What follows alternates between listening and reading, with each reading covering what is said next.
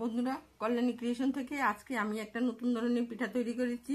সেই পিঠাটা হলো, আমার গাছে একটা চাল কুমড়া ধরেছিল, সেই চাল কুমড়াটাকে আমি কুড়িয়ে ভালো করে তারপর রসটাকে ফেলে দিয়ে তারপরে চাল কুমড়াটাকে কড়াইতে একটু ঘি দিয়ে বসিয়ে দিলাম।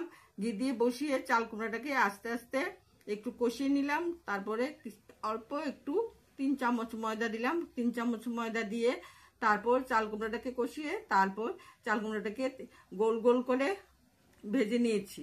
তারপর তেলের মধ্যে ভেজে নিয়ে তারপর এটার মধ্যে আলাদা চিনি শিরা করে নিলাম। চিনি শিরা করে চাল কুমড়ার পিঠাগুলো আমি আস্তে আস্তে শিরার মধ্যে ছেড়ে দিলাম।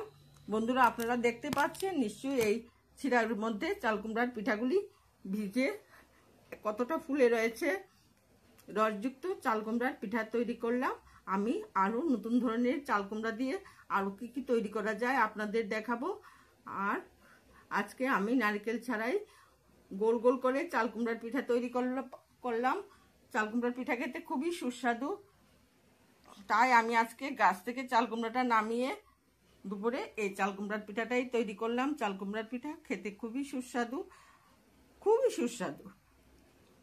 এই বলে আমি বন্ধুদের কাছ থেকে বিদায় নিচ্ছি। আপনারাও চাল কুমড়ার পিঠা তৈরি করেন, এখন চাল কুমড়ার সময়। সেই চাল কুমড়া দিয়ে আপনারা পিঠা তৈরি করেন, খান, সবাইকে পরিবেশন করুন।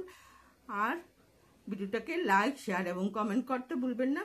আর নতুন যারা আমার ইউটিউবে এসেছেন তাদেরকেও বলছি যে আমার সাথে থাকলে আমি আরও নতুন নতুন ভিডিও আপনাদের সামনে আপলোড করব।